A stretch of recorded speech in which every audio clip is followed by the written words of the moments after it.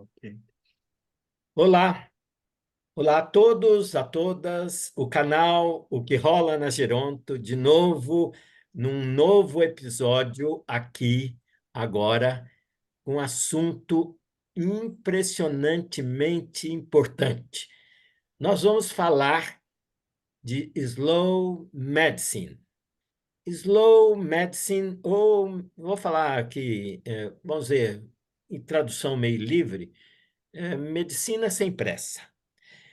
E é um assunto muito importante, inclusive, na vida das pessoas idosas, dos velhos aqui, como todos que estão nessa tela aqui, que vocês estão vendo, todos já temos idade, né? E nós vamos aqui conversar com uma pessoa que eu conheço desde 1988 e que é um dos que trouxeram a slow medicine para o Brasil. É o José Carlos Aquino Velho. José Carlos, eu vou falar rapidamente o que ele é, mas ele falou para eu falar só um pouquinho. Ele pediu para eu falar que ele é médico geriatra pela Sociedade Brasileira de Geriatria e Gerontologia, e ele é o editor do site Slow Medicine Brasil, que eu acho que todo mundo poderia depois revisitar. Então, na verdade, o Zé Carlos Aquino de Campos Velho, ele é médico geriatra e também, antes, clínico geral. Ele é formado pela Universidade Federal de Santa Maria, no Rio Grande do Sul, e ele está lá no Rio Grande do Sul, neste momento, em Santa Maria, com todo aquele problema. Ele se formou em 1984 e se especializou em geriatria e faz atendimento ambulatorial, emergências e assistência domiciliar. Ele tem várias coisas de que ele gosta, como música, cinema, arte, literatura, e isso ele coloca que é especialmente importante na formação do médico e dos profissionais de saúde. O Zé Carlos tem um lado que é muito interessante. Ele pratica Tai Chi Chuan há 11 anos. E ele também fez uma pós-graduação em práticas corporais de medicina tradicional chinesa, com foco em Tai Chi Chuan, da família Yang, pela Escola de Artes, Ciências e Humanidades da USP. A escola é a chamada USP Leste. E eu gostei, Zé Carlos, que colocou aqui, eu caminho bastante. Já passei por inúmeras trilhas na vida, reais e metafóricas. Uhul. José Carlos, nesta sua apresentação, eu queria te dar a palavra antes de fazer a primeira pergunta, para você também se posicionar aqui no canal e dar um alô aqui para os nossos ouvintes e assistentes. Por favor. Boa noite, pessoal. Boa noite, Sérgio. Boa noite, Ieda. Boa noite, Marília. Eu estou realmente muito feliz de estar aqui no programa O que rola na Geronto. Eu acompanho desde o começo dos primeiros programas e vejo esse esforço que vocês têm feito de manter assuntos de muita importância e de uma enorme amplitude no que se refere ao envelhecimento, o que não é simples. É você resgatar questões, às vezes, que vão desde questões jurídicas até questões habitacionais, passando por todas as questões da área da saúde e de políticas públicas relacionadas ao envelhecimento.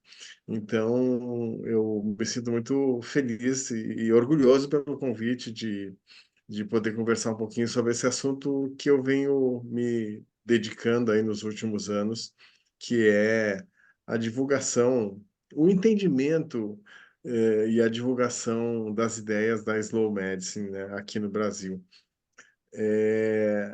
Eu acho que eu posso dizer assim que hoje em dia vai até além, um pouco além da divulgação e do conhecimento, sabe? É a criação de uma série de proposições que se colocam aí de uma maneira. Eu gosto desse termo, embora às vezes ele não seja disruptiva dentro da medicina contemporânea. Então, estou muito feliz de estar aqui. E essa minha introdução que você fez, ela é exatamente isso mesmo. Assim, eu sou essencialmente um clínico, que me especializei, nos especializamos praticamente juntos, né, Sérgio? No, aos idosos, né? E que procura entender a geriatria como não só uma especialidade médica, mas uma forma de enxergar a medicina e o trabalho multiprofissional e interdisciplinar, que traga realmente a perspectiva de uma qualidade de vida melhor para os idosos, né? Focando naquelas questões da autonomia, focando naquelas questões da independência, que eu acho que muito já deve ter sido conversado, e que eu acho que a slow medicine, dentro desses conceitos que ela propõe, ela pode realmente contribuir. E a coisa da medicina sem pressa é engraçada, porque ela, na verdade, ela não é ela não é tão por acaso assim, sabe? A primeira expressão para tradução de medicina sem pressa foi medicina lenta.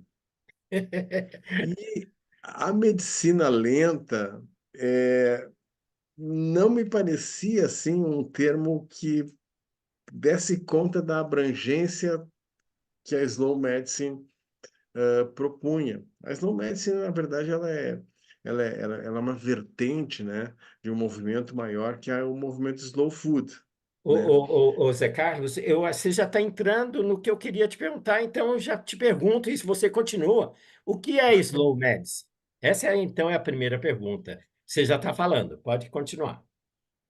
Então, tá aí uma coisa que existe um conceito de slow medicine, né, que é um conceito que um grupo norte-americano trouxe, mas ela, muito mais do que um conceito, ela é um conjunto de princípios e uma filosofia de trabalho que procura trazer para a prática médica uma forma mais humanizada de proporcionar o cuidado. E nesse aspecto, algumas especialidades médicas se beneficiam extremamente com esse olhar. Entre essas especialidades, a gente pode afirmar, sem dúvida nenhuma, que a geriatria é uma delas. E eu entrei na slow medicine através da geriatria. Foi uma coisa muito peculiar, assim.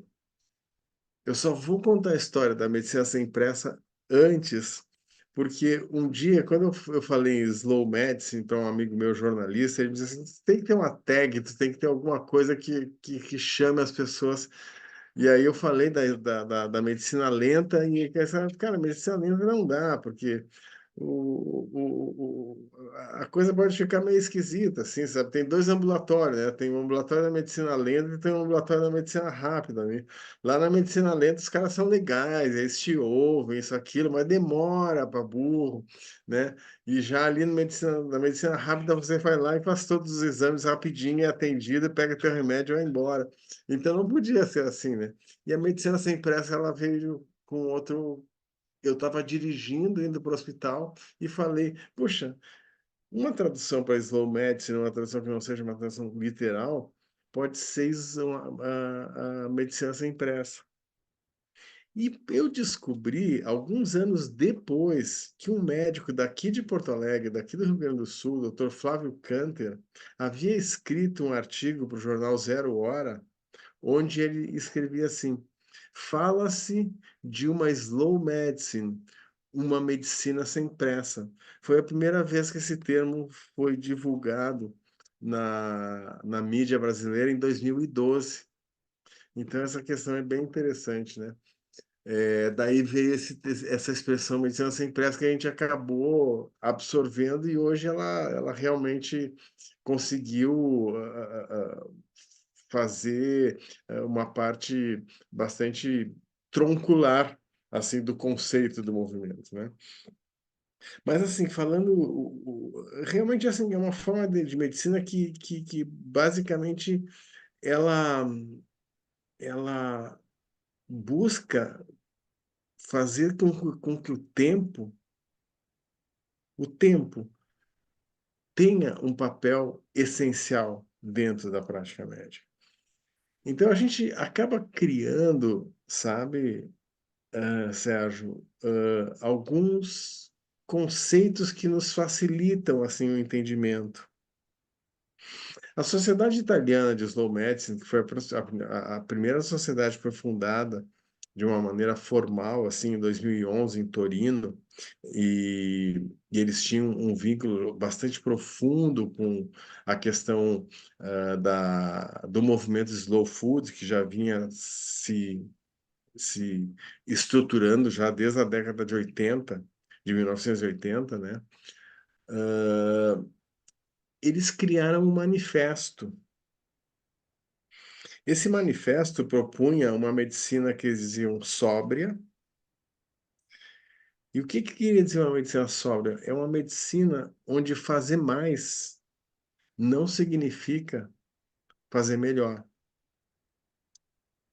É onde você agir de uma maneira gradual, de uma maneira proporcional, de uma maneira ecologicamente adequada, evitando desperdício e respeitando as questões de sustentabilidade, são importantes. Eles propunham também uma medicina respeitosa, que falava do respeito aos valores, às expectativas, às decisões e às escolhas das pessoas nos seus diferentes momentos de vida. E, por fim, uma medicina justa, porque de nada vale uma medicina que é sóbria e respeitosa apenas para alguns.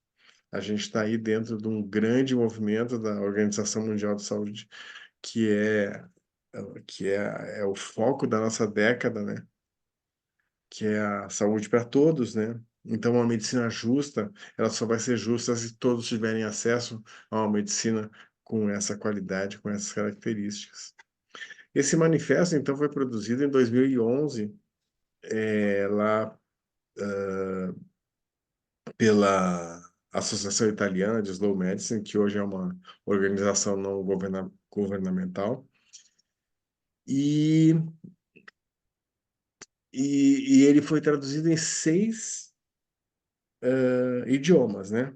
Inglês, português, espanhol, francês, alemão e italiano, obviamente.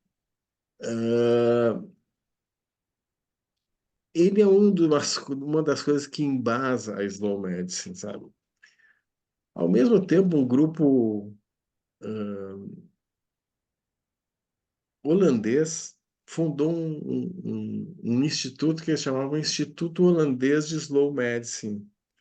E o Instituto Holandês trouxe 10 princípios para a prática médica que eles consideravam importantes para estruturar a prática da slow medicine. E aí eu trago uma questão sempre que os princípios eles são bastante fáceis de serem encontrados, inclusive lá no site, e a gente pode ir pontuando alguns em alguns momentos, mas são 10 princípios assim que transformam a slow medicine não numa coisa teórica ou numa discussão que se dá longe da prática clínica. Não. Os princípios da slow medicine, assim, quando diz assim, olha, o tempo é o ponto fundamental onde a gente ampara a prática da slow medicine, o tempo enquanto presença, da presença do médico junto ao paciente ali ouvindo, ah, a sua história, ouvindo, revendo o seu ambiente social e familiar, procedendo a hipóteses diagnósticas, ouvindo, tentando entender a escolha desse doente, amparando ele dentro de decisões compartilhadas. Então, eles criaram 10 princípios que ajudam muito a colocar a Slow Medicine dentro dessa perspectiva prática. E a José, gente, antes de você entrar nos princípios, a gente quer muito que você detalhe esses princípios. Eu só queria assim, você contou para a gente um pouquinho como surgiu, como ela foi se desenvolvendo, mas eu queria que você trouxesse para a gente assim um pouquinho. A gente está no mundo cada vez mais rápido, né? Isso tudo neste mundo é cada vez mais rápido, é cada vez mais short, né? Mais curtinho, as pessoas não têm mais paciência ou tempo para lerem as coisas, para fazer exatamente o que você está colocando, que é de ter esse tempo para as pessoas, etc. O que motivou, traz para a gente o que motivou esse grupo a trabalhar nesta direção, que ela, eu não vou dizer que ela é antagônica, mas ela vai em paralelo com uma rapidez deste mundo novo que vivemos hoje, né, que é cada vez mais presente. O que motivou esse grupo nessa direção? então, essa pergunta é bem interessante, né? Porque legal se a gente fosse Jesus Cristo, né? Que a gente vinha trazer a verdade e eu mesmo trago a verdade e assim eu me amparo naquilo que eu imagino que eu seja a verdade e trago ela, né? Mas não, essas coisas foram se criando através do trabalho colaborativo de pessoas que a gente pode dizer hoje do mundo inteiro, com especial apreço, aí, com uma especial expressão da Itália no começo disso, né?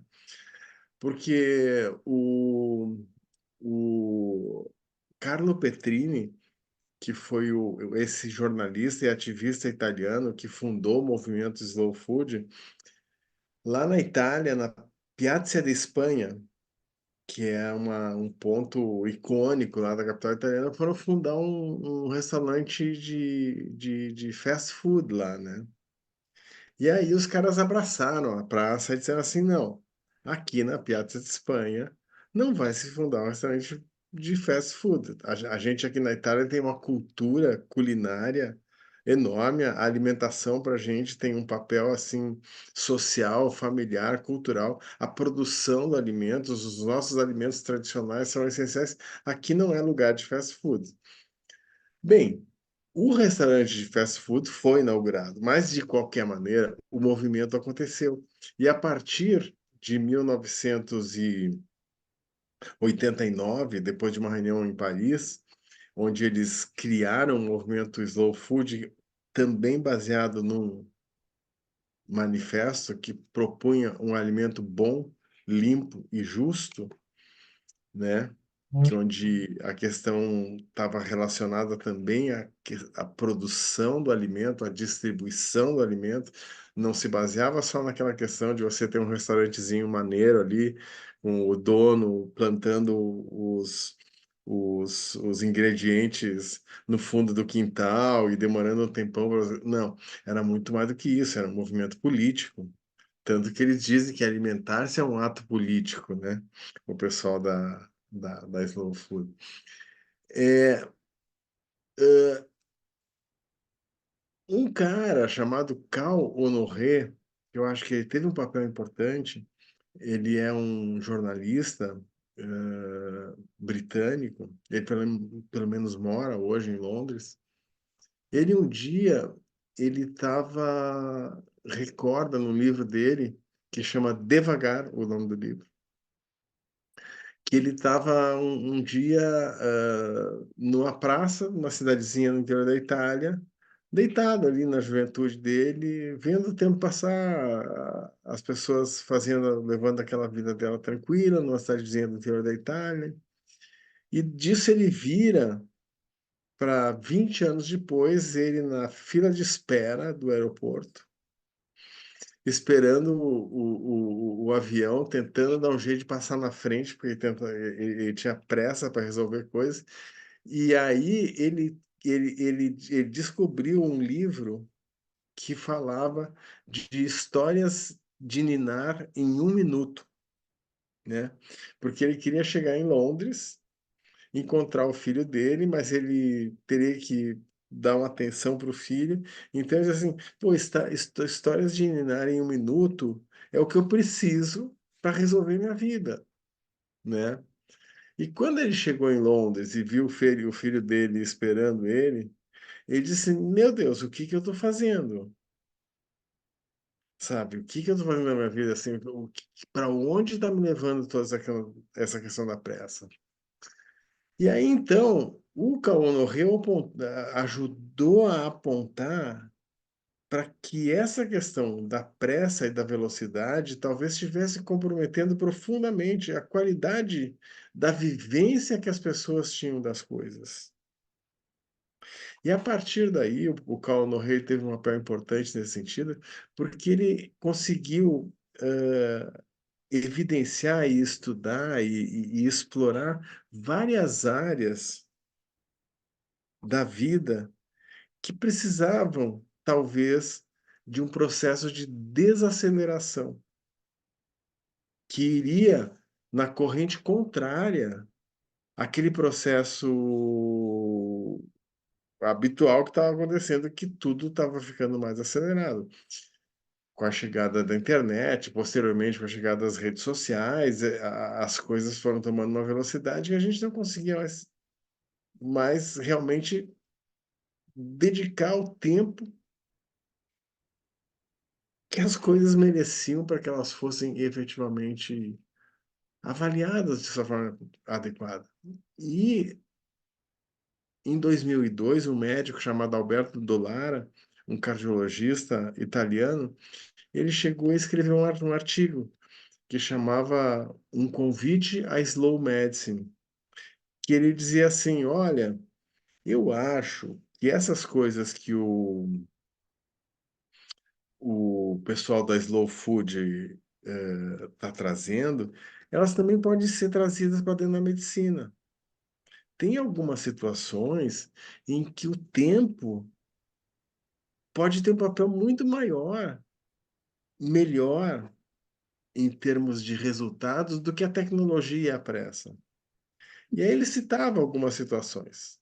Por exemplo, os cuidados paliativos, por exemplo, a decisão de um transplante, o preparo para um transplante, por exemplo, o pós, após a ocorrência de uma intervenção coronária, por exemplo. Ou seja, qual é se um indivíduo chegar no hospital, tabagista, estressado, hipertenso, diabético, com dor no peito, suando e a pressão caindo, qual é a abordagem da medicina, da fast medicine, vamos dizer? Esse indivíduo provavelmente vai ser submetido a um cateterismo cardíaco para desobstruir aquela artéria. E qual seria a abordagem da slow medicine numa situação como essa? Exatamente a mesma, porque ali a questão é salvar uma vida. Mas e depois? Depois que esse indivíduo saiu dessa situação de urgência, em que a modificação de hábitos de vida, a aderência a um esquema de tratamento a longo prazo, a modificação da forma como ele se comporta frente ao trabalho, à família, isso não é mais com pressa que se resolve. Isso é slow.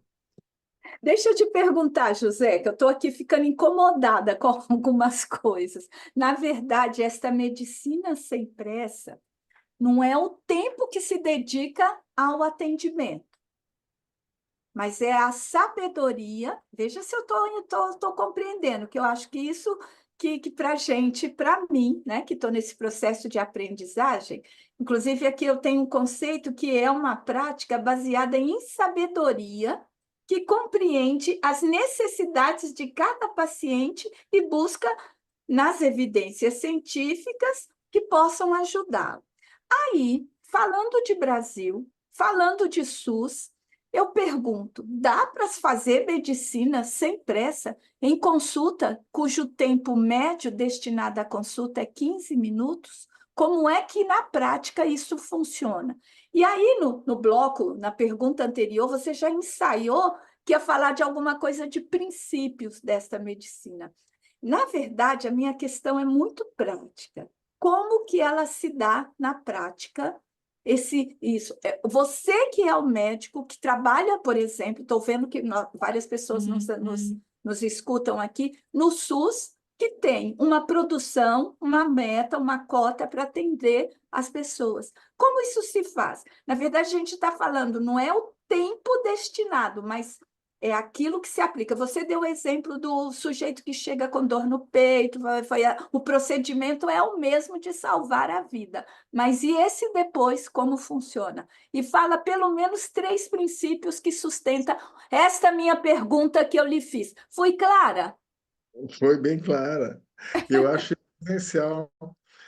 Você sabe que essa sempre foi uma pergunta que vem à tona, assim, né? Não, o tempo que a gente tem, como a gente vai poder fazer? É que às vezes, assim, quando eu falo assim em evitar desperdício, é, eu vou te dizer que às vezes é melhor, é mais fácil fazer medicina sem pressa com menos recursos do que com recursos em excesso. Por quê? Porque às vezes eu recentemente atendi uma jovem que veio com assim um caminhão de exames para mim. Quando eu estou falando um caminhão de exames, ah, eu não estou sendo exagerado. Era um caminhão de exames que ela tinha feito ao longo de 3 anos, assim, e ela estava cada vez pior. E ela estava fazendo diversos tratamentos. Ela era uma jovem saudável, que estava passando por uma situação pessoal difícil, de separação, litigiosa, com uma questão com o filho complexa, tinha emagrecido um pouco, com razões para isso, e ela ia fazendo cada vez mais e mais e mais e mais exames, e cada vez consultando mais e mais e mais e mais especialistas. Quando, na verdade, ela talvez precisasse de uma abordagem muito mais enxuta em termos ah, do cuidado dela. Ou seja, ela precisava de alguém que talvez olhasse nos olhos dela, a examinasse, colocasse o estetoscópio ali no coração, o estetoscópio no pulmão, ouvisse, afirmasse para ela que provavelmente, do ponto de vista clínico, ela estava bem e que talvez ela pudesse se beneficiar de outras abordagens terapêuticas, como, por exemplo, no caso dessa moça em particular, de uma abordagem psicológica, que claramente é a questão da pele. Então, quando a gente fala assim, eu estou num pronto-socorro, e eu chego e tem uma pessoa com uma infecção respiratória banal, que eu vou ali, o que está acontecendo? Estou com dor de garganta, um pouco de tosse, coriza. Tá, eu vou lá, examino, olho a garganta, examino o pulmão, não tem febre, os sinais vitais estão bem. Essa pessoa pode ser orientada de uma maneira rápida, em 5 minutos. Olha, você vai tomar um analgésico comum aqui, você vai fazer repouso, vai tomar bastante líquido, e em havendo piora, febre ou isso ou aquilo, você vai voltar e vai ser reavaliada. Não é o que acontece, e na medicina privada às vezes é mais frequente do que isso. É muito provável que essa pessoa ela vá passar por um médico que às vezes não vai examiná-lo, que vai pedir uma série de exames de sangue, urina, muitas vezes vai pedir uma tomografia de tórax, dos seios da face. Se ela tiver um pouquinho de diarreia, ela tem o risco de fazer uma tomografia de abdômen também. Isso vai fazer com que a estadia dela no pronto-socorro seja muito mais prolongada do que a gente imagina. Poderão ser descobertas, eventualmente, patologias ou situações incidentalomas que não tenham nada a ver com, com a queixa que a levou ao hospital. E essa pessoa, no fim, assim, vai fazer toda uma série de exames que podem significar simplesmente desperdício. Desperdício numa situação de recursos escassos, tanto na medicina privada quanto na medicina pública. Na medicina pública é um pouco mais escasso, mas na medicina privada não tem recurso sobrando. A gente sabe disso. É, Então, quando você olha para essas questões de um olhar que resgata uma medicina talvez mais antiga, mas que não é uma medicina mais antiga simplesmente de passar a mão na cabeça da pessoa e não fazer, não. É uma medicina resolutiva que tenta discernir o que realmente é importante naquele momento, o que pode fazer diferença naquele momento e encaminhar de uma maneira mais racional essa pessoa na perspectiva da resolução do problema dela. Então, por exemplo, se eu chego com uma Ô, senhorinha, José Carlos, não te interrompendo seu raciocínio, mas fazendo aqui o outro lado da moeda, te provocando, para ficar muito claro, né? Tá, no exemplo que você deu dessa pessoa que tinha um caminhão de exames, que você identificou que ela precisaria talvez um apoio terapêutico da psicologia, aí ela vai e responde para você, mas doutor, eu não vim aqui procurar psicólogo, e a gente sabe até que tem muita gente que tem resistência. Eu vim aqui procurar um diagnóstico que me cure essa situação.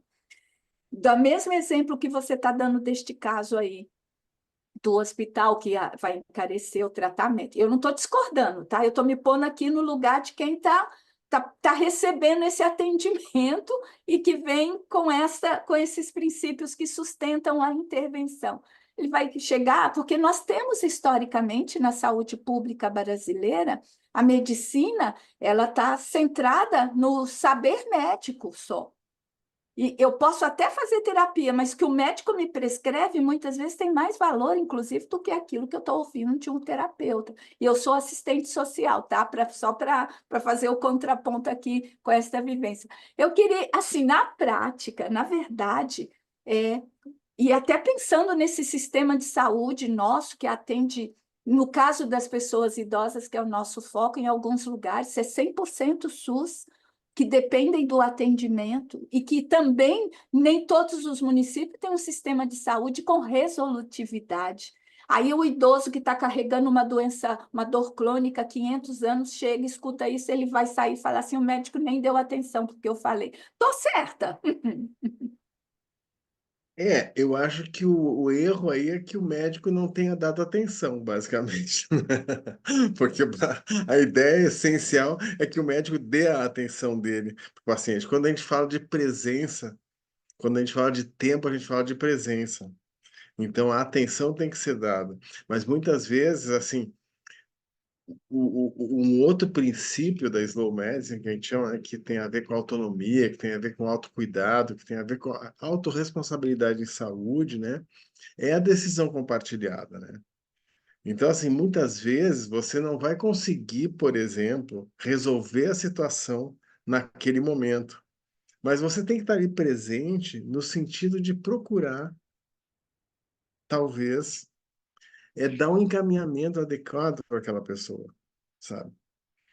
É, o idoso, particularmente, dentro de um pronto-socorro, é um indivíduo que está numa situação de risco enorme.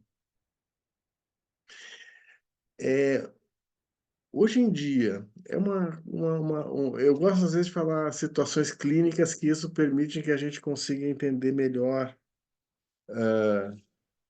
o funcionamento e talvez isso possa dar uma noção do que é essa abordagem sem pressa aí, que tem a ver também com diagnóstico em excesso, que a gente chama de sobrediagnóstico, tratamento em excesso, que a gente chama de sobretratamento,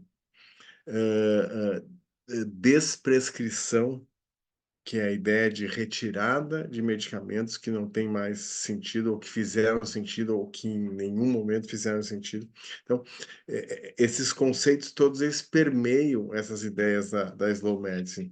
Mas se eu te falar assim, uma paciente jovem que chega ao pronto-socorro com febre alta, com dor nas costas, com alteração para urinar, e o médico faz um diagnóstico de uma pielonefrite aguda. É um quadro de uma sepse.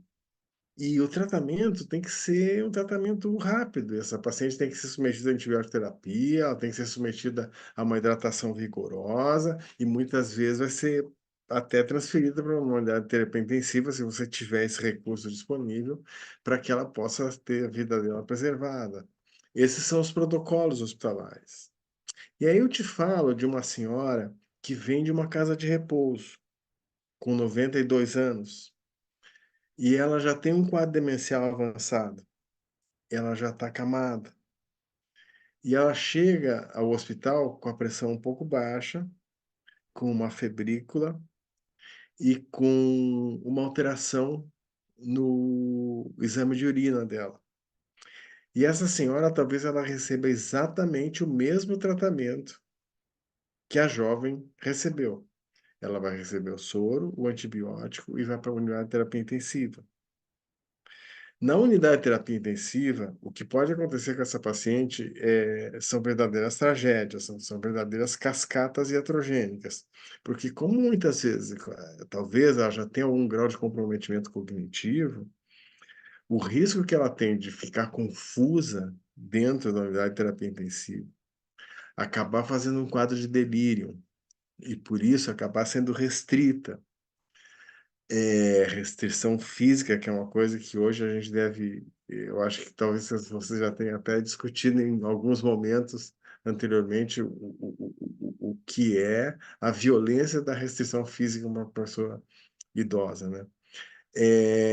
Com passagem de sonda enteral, ou seja, na verdade, você vai estar submetendo uma idosa que talvez precisasse de hidratação, talvez um antibiótico, mas talvez muito mais uma conversa com a família para entender se não era o melhor que a paciente fosse para um quarto comum, onde ela ia ter toda a atenção de enfermagem e médica e os antibióticos, mas sem toda aquela parafernália que a gente tem em UTI, que são elementos criadores de delírio, sabe?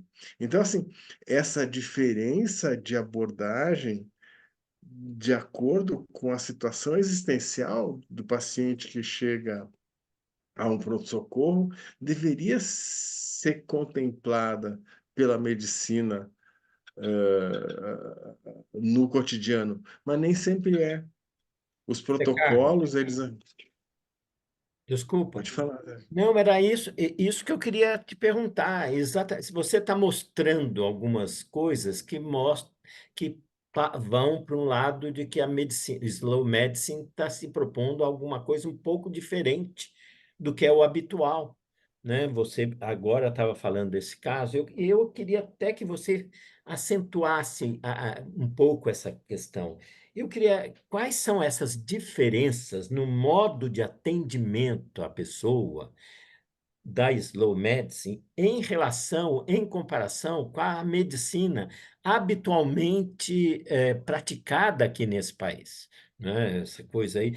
Por isso que o sem pressa, a Marília estava perguntando, é sem pressa? O que é o sem pressa?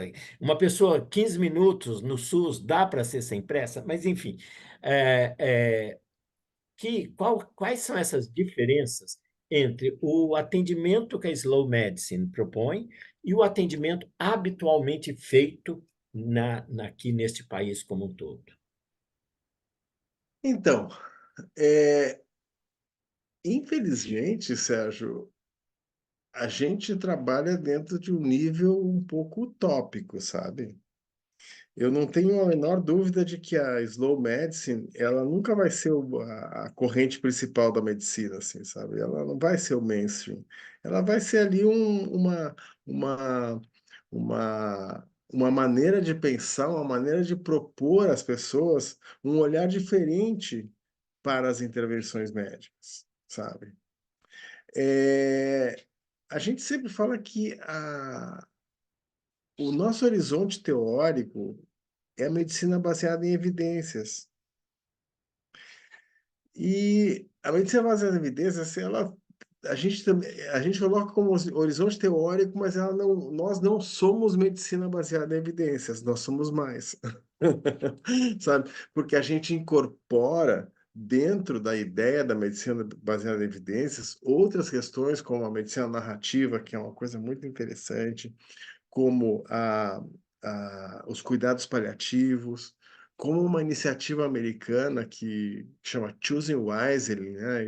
As escolhas sensatas ou escolhendo com sabedoria, que na verdade propõe todo um olhar mais racional e científico para as coisas.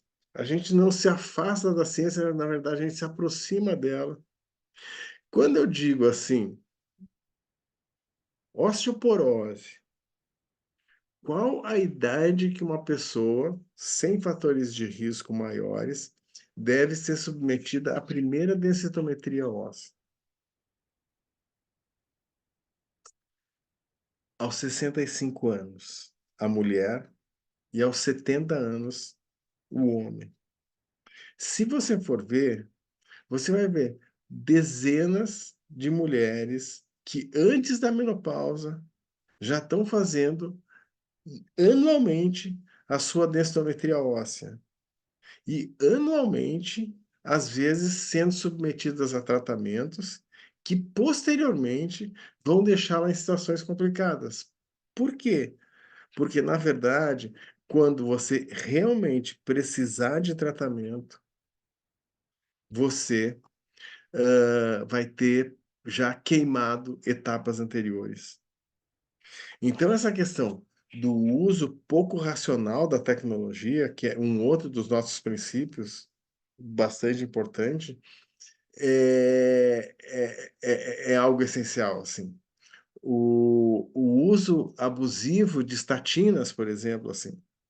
Hoje em dia, se sabe que em prevenção primária, uma pessoa que nunca teve nenhum comprometimento cardiológico ou neurológico, e que simplesmente tem um colesterol alto, e que muitas vezes é submetida num regime de tomar uma medicação para o resto da vida, que também é uma coisa que a gente deve olhar com muito cuidado. Muito pouca coisa para o resto da vida. É, então, assim, quando você vai lá e você avalia, olha, eu tenho colesterol alto, você é hipertenso? Não. Você é diabético? Não. Você fuma? Não. Você vem de família de pessoas com problemas cardiovasculares? Não. Você já teve algum? Então, assim, será que você vai ter benefício em usar uma medicação pelos próprios seus 30 anos para prevenir algo que talvez você nunca venha a ter? E a gente sabe que medicamento ele pode não te trazer efeitos terapêuticos, mas a probabilidade de efeitos adversos é quase certa. E se a gente estiver falando de velhice, isso é exponencialmente mais importante. Então, assim, a cautela com o uso da medicação é um horizonte essencial aí para a gente qualificar essa medicina. E aí eu vou te falar, por exemplo, da questão da saúde pública, assim, uma coisa que eu tenho visto aqui no Sul. A gente sabe que o século XXI é o século da saúde mental, né? A saúde mental hoje cada vez mais tá sendo uma coisa em que se perdeu aquele medo de ser um louco e as pessoas buscarem cuidados do ponto de vista mental, porque a gente precisa disso, a gente precisa estar equilibrado, a gente precisa tá, tá, tá... E é tão difícil, né? Às vezes eu tenho, aí abrindo um parênteses, eu tenho eu me pergunto a respeito daquela questão do curador ferido, né? Hoje as pessoas dizem que o médico tem que estar muito bem, que o médico tem que estar fazendo, sabe? Às vezes a gente não está tão bem, mas mesmo assim, o médico, você precisa tentar fazer o bem, apesar de você não estar no melhor momento da tua vida, você tem que estar para aquela pessoa razoavelmente bem.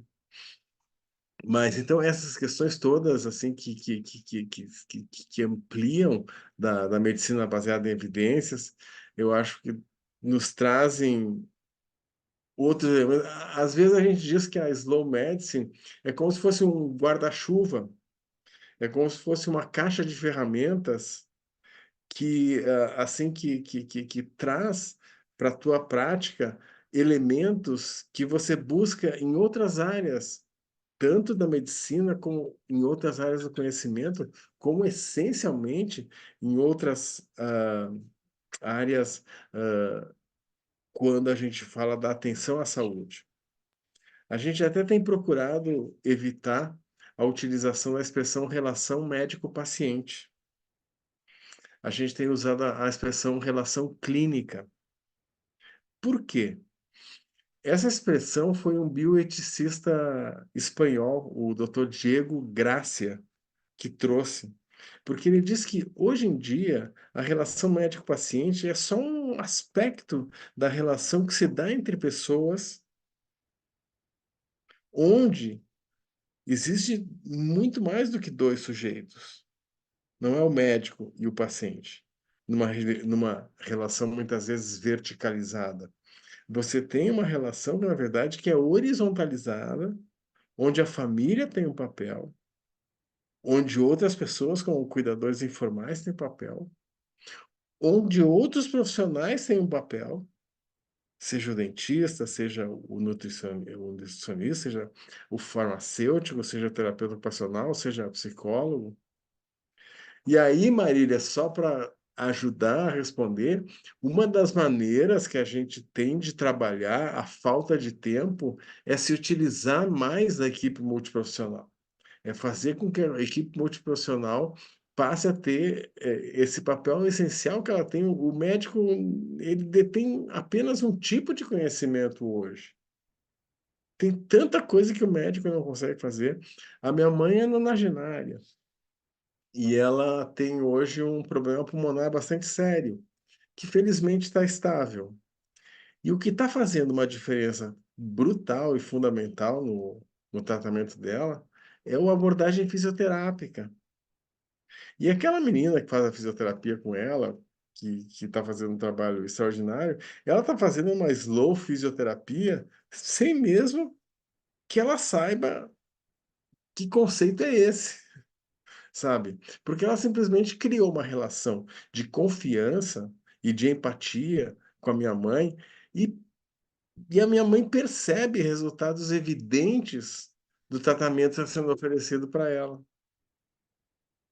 Então, esse olhar que amplifica e magnifica a atitude médica, hoje em dia é muito baseada em tecnologia, são os exames que eu devo fazer, são os remédios que eu devo tomar, são as rotinas que eu devo seguir. E a gente é um pouco crítico em relação até essa questão dos meses coloridos aí que tem, que todo mês você tem que se preocupar com alguma doença que provavelmente você nunca vai ter, mas você tem que ficar preocupado. E hoje em dia tem até uma confluência de doenças no mesmo mês, que até existe uma certa briga por saber qual a cor do mês, sabe? A gente sabe que, por exemplo, assim, tem mês da hepatite B, provavelmente logo vai ter mês da hepatite C, sabe? Vai ter. Existem questões que são conflitos de interesse, sabe? Uma coisa simples, assim, o Novembro Azul, assim, a gente teve logo no começo que a gente discutiu as questões, a gente se questionou sobre o Novembro Azul, porque não se tem certeza que a a solicitação rotineira, por exemplo, do PSA, em determinadas faixas etárias, vai trazer benefícios para aquelas pessoas. Para idosos acima de 75 anos, um PSA solicitado de uma maneira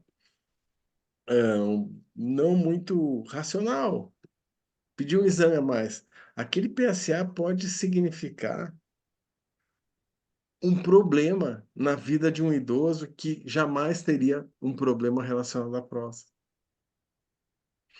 Então, a medicina baseada em evidências nos diz que, depois dos 75 anos, vale a pena pedir PSA após uma discussão com uma informação adequada do paciente acerca do que pode vir a acontecer com ele caso o resultado seja positivo. E esse exame só vale a pena ser pedido, por exemplo, se esse indivíduo tiver uma expectativa de vida maior do que 10 anos. Porque senão, o risco que você tem de fazer um exame de PSA, esse exame vem um pouquinho alterado. Aí, esse paciente acaba sendo submetido a uma biópsia prostática.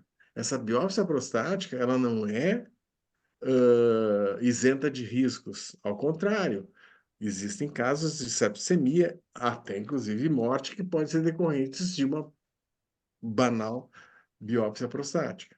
E a gente sabe assim que uma parte significativa desses pacientes vão ser feitos tratamentos de maneira agressiva. Esse cara vai ser submetido à radioterapia, à prostatectomia, com risco de disfunção erétil e de incontinência urinária, que são dois problemas bastante sérios no envelhecimento. Então, essa racionalidade por trás disso é importante que seja levado para as pessoas. E aí eu vou falar uma outra coisa lá que a Marília me colocou anteriormente, me provocou, e que eu acho importante. É que, assim, a Slow Medicine e essas outras iniciativas, como a Choosing Wisely, uma nova iniciativa que nos Estados Unidos, pós-pandemia, eles estão trabalhando, que chama Building Trust, que é construindo confiança, que é reconstruir a confiança das pessoas nos serviços de saúde, é uma coisa bastante interessante.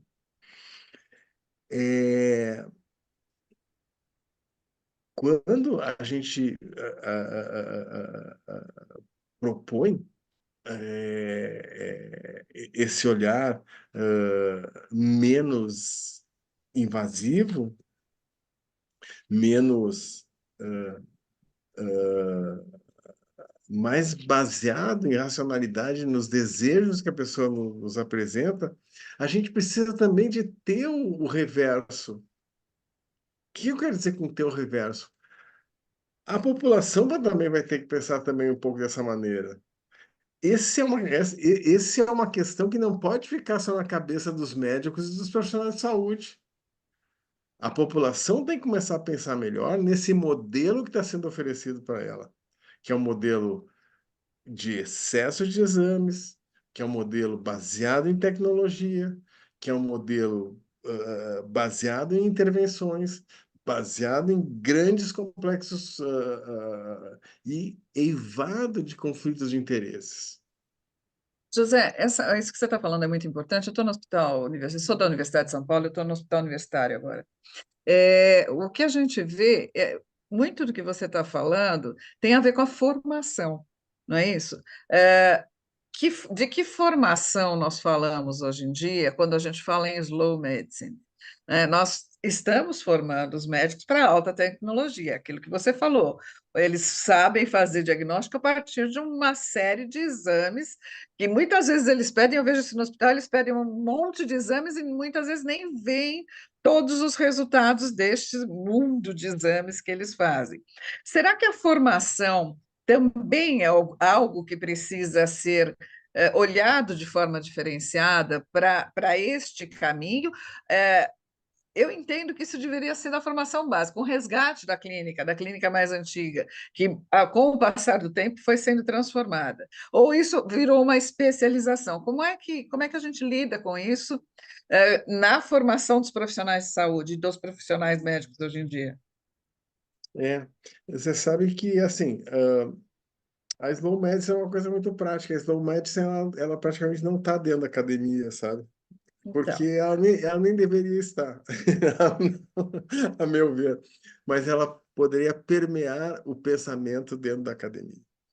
A gente tem uma coisa que quem tem muito orgulho, existem várias ligas acadêmicas de slow medicine em funcionamento no Brasil, em que os estudantes, em contato com esses conteúdos que eles obtêm, aí a gente tem uma presença.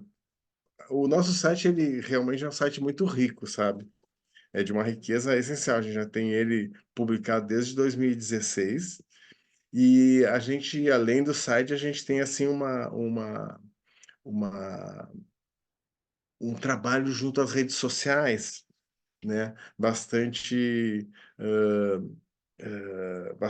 regular e consistente de divulgação e capilarização desses conteúdos assim com regularidade, com disciplina.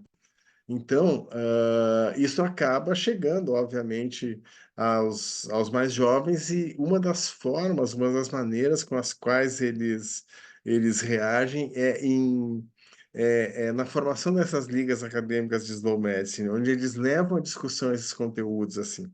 E isso é um movimento meio fluido, assim, às vezes aumenta um pouco, outras vezes diminui um pouco, mas a gente vem acompanhando isso já há 5 ou 6 anos, sabe? É, a sociedade, falando além do. Porque hoje, assim, formação médica é uma formação, não é do médico, uma formação do profissional de saúde, é uma formação absolutamente continuada, sabe? Se a gente deixar de se informar por 2 ou 3 anos, ou 5 anos, a gente não sabe mais o que está se passando em medicina. Então, na verdade, assim, a gente gostaria de ser, de certa forma, uma fonte de informação que fosse idônea, sabe? Que fosse equilibrada, sabe? Que fosse ética, que fosse não eivada por conflitos de interesses, sabe? Eu tenho orgulho de dizer assim que o nosso site é um site limpo.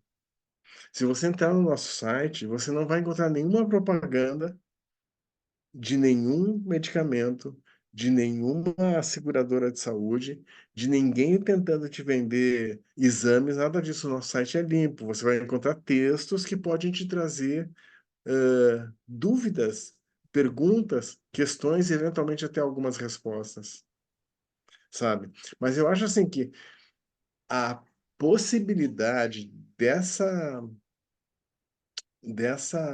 desses conceitos chegarem aos estudantes podem realmente agir, constituir uma quebra do paradigma que eles estão habituados no cotidiano.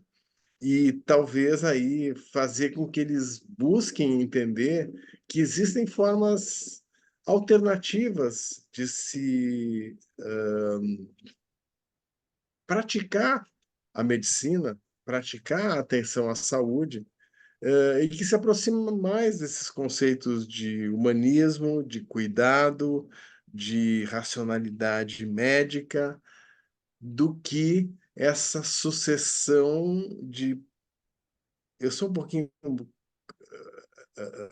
avesso a protocolos, né? Eu sei que eles são necessários, assim, mas eu sou um pouco cuidadoso assim com isso, porque particularmente em geriatria o protocolo às vezes ele pode ser ele pode ser muito pernicioso. Zé Eu me Carlos. lembro que Não, não, acaba que você se lembra. uma ocasião, um paciente aí em São Paulo, no Hospital do Coração, que eu fui ver, o paciente tinha sido recém-admitido, ele estava dentro de 7 protocolos. Ele tinha sido recém-admitido, ele estava dentro de 7 protocolos, protocolo de prevenção de quedas, protocolo de AVC, protocolo de... E aí, assim, quando eu cheguei no quarto, o paciente já estava deitado na cama, porque ele não poderia levantar, de fraldas, e era um paciente até então continente, sabe? Com orientação de que não poderia levantar para ir ao banheiro sozinho, um indivíduo que até então estava levando a vida dele com suas limitações, mas relativa segurança e relativa independência, né? Então, assim, você colocar os 7 protocolos de atendimento a esse sujeito, eu fiquei pensando no fim das coisas, assim, atrás dos 7 protocolos, quem era esse cara realmente que estava lá? O que que ele estava fazendo lá? O que que ele queria lá dentro do hospital, sabe? E esses protocolos, eles fazem parte da Joint Commission International, que propõe lá que tem que ser assim, assim, assim, assado, porque senão você não vai adquirir o galhardão X que vai te permitir negociar melhor com os convênios, melhorar. É muito complexo isso. É Zé muito Carlos, complexo. incrível. Zé Carlos, infelizmente o nosso tempo já está se esgotando, não é? Porque nós não podemos ficar muito tempo e você está trazendo conceitos muito importantes, fundamentais. Mas nós vamos ter de terminar, tá certo? É uma pena. Quem sabe a gente depois fatia alguma dessas coisas que você falou e especificamente a gente fale disso. Eu queria, antes de terminar, e vou te dar uma, depois do que eu falar, antes de eu terminar oficialmente, eu vou te dar uma palavra para você fazer um arrazoado final, coisas que você acha importante no resumo, para deixar essa mensagem aqui nessa gravação. Mas antes de te passar a palavra, eu queria lembrar o seguinte: no dia 25 de abril, foi lançada aqui na Livraria da Vila, do Pátio Higienópolis, foi lançado um livro Slow Medicine Sem Pressa para Cuidar Bem. Os autores são uma oncologista, Ana Coradazzi, e um médico clínico, André Slabão. E este livro já está à disposição de quem quiser. Eu acho que você citou o site da Slow Medicine Brasil é muito bom. Eu entrei lá para olhar, tem coisas muito importantes no site que vocês mantêm, e você diz que renova sempre e tá realmente bem renovado. Então, a gente tem, para quem quiser se aprofundar nisto tudo que o José Carlos está nos trazendo, nós temos essas duas fontes, tá certo? O site da Slow Medicine Brasil e o livro agora recém-lançado, Slow Medicine Sem Pressa para Cuidar Bem. Então, José Carlos, é uma questão muito extensa, complexa, e quando você falando, eu estava lembrando do meu pai, médico do interior, em 1949, e que, na verdade, ele tinha muitos desses princípios já na sua prática, e que a gente foi perdendo ao longo aí dessas décadas aqui na medicina no Brasil. Então, antes de eu terminar, Zé Carlos, eu vou te dar a palavra para você fazer um amarramento, vamos chamar de amarramento final, e deixar aqui algumas coisas mensagens que você quer enfatizar para quem nos ouve.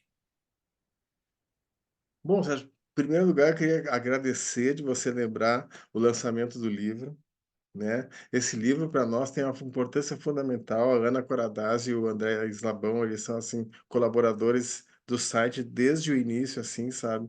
E são pessoas, assim, que não só são muito sábios enquanto médicos, mas são excelentes escritores, e eles escreveram uma obra que explora profundamente, baseado em casos clínicos, os princípios da slow medicine, e de maneira acessível ao público em geral, mas com consistência suficiente para seduzir os técnicos. Então, eu agradeço muito o livro para nós. Assim, ele completa uma lacuna que faltava para a gente, que era uma obra para você apresentar. Você quer saber o que é Slow Medicine? Slow Medicine está aqui. Então, muito obrigado por ter lembrado do livro, isso é fundamental. E eu queria também falar assim que a Slow Medicine, falando até nessa fragmentação, que poderia ser interessante mesmo, ela é uma criação coletiva, sabe? Eu tenho um papel lá que um dia eu poderia contar da história da Slow Medicine, que é muito bonito, de como que me veio a ideia de trazer esse conceito para o Brasil inicialmente. Mas a Slow Medicine hoje ela é uma criação coletiva, é um grupo de pessoas que discutem, que pensam, que refletem, que criam questões, que se amparam em outras ideias para trazer o que a gente realmente define de importante. É que o paciente volte a ser o centro do cuidado. Eu acho que se eu pudesse fazer uma correlação, é trazer o paciente de volta para o centro do cuidado. E é ali que a relação clínica vai se estabelecer como o fulcro da prática médica, como diz o Dr. Dario Birolini, que é um dos nossos mentores. Ele nos ajudou muito desde o começo. Mas é como você falou, eu acho que isso é só um preâmbulo. Tem tanta coisa para discutir, tantas outras coisas que se a gente tiver essa oportunidade de, em algum outro momento, poder conversar novamente sobre aspectos específicos, talvez isso possa ser interessante. Aí a gente dispõe de um grupo de pessoas maravilhosas, possivelmente muito mais talentosas do que eu, para se expressar e falar a respeito dessa questão tão importante assim, que se não vai ser o mainstream, né, não vai ser a corrente principal da medicina, a gente quer incomodar um pouquinho, pelo menos. Certo, Zé Carlos, muito obrigado. Olha, eu queria me reportar ao começo da sua fala, aqui da nossa gravação, de uma coisa que me ficou muito, muito presente nesse tempo todo, você falando, e eu lembrando do meu pai. É um dos princípios da Slow Medicine: tempo, tempo. Tempo para ouvir, tempo para pensar, tempo para refletir, tempo para conversar, tempo para explicar. E eu vejo isso muito como o meu pai atendia. Ele era clínico e ele era médico, ele fazia cirurgia, anestesia, parto, ortopedia. Ele era o único médico que da cidade, ele fazia tudo. Então, a questão do tempo, o slow medicine, como que nós vamos introduzir isto? Você falou muito bem, a questão da equipe. Quer dizer, o médico sozinho não vai mesmo fazer verão, não vai resolver os problemas de saúde que as pessoas trazem. E realmente, em 15 minutos, como a Marília falou, não vai conseguir. Mas uma equipe que olhe essa pessoa, que dê tempo a ela, para ela nos contar, que a gente tenha tempo, que cada profissional tenha o seu tempo para poder examinar, tirar história e fazer uma conduta, isto vai melhorar muito a relação médico-paciente, que você já disse que não é mais, né? Eu queria te agradecer em nome do canal. E eu vou... Ieda, você quer falar alguma coisa antes de eu terminar? Não, só quero agradecer. Estou feliz com a nossa fala. Espero que assim a gente possa trazer outros tópicos relativos a isso. Eu acho super importante trazer esse olhar, né? Agora que a gente sempre fala do cuidado centrado na pessoa, essa questão do cuidado compartilhado, e construindo conjuntamente, etc. Eu acho que existe todo um movimento para isso. Acho que quanto mais a gente puder trazer isso, até para que as pessoas possam reivindicar isso para o seu próprio cuidado, vai ser muito positivo. Então, eu te agradeço muito, aprendi muito hoje, Zé. Vou ver o livro, Com certeza, a gente vai colocar no site, né, Sérgio, a Isso. indicação do livro, o site de vocês, para as pessoas poderem acessar. Acho que isso a gente pode ajudar na divulgação, até para que esse movimento se amplie cada vez mais. Muitíssimo obrigada, José. Foi um prazer enorme conversar com você hoje.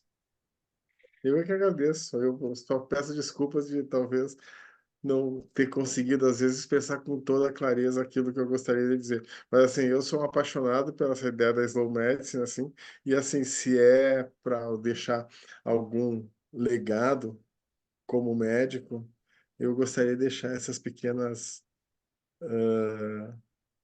pérolazinhas, assim, que eu fui recolhendo ao longo da vida e aprendendo com as pessoas. Zé Carlos, você é fantástico.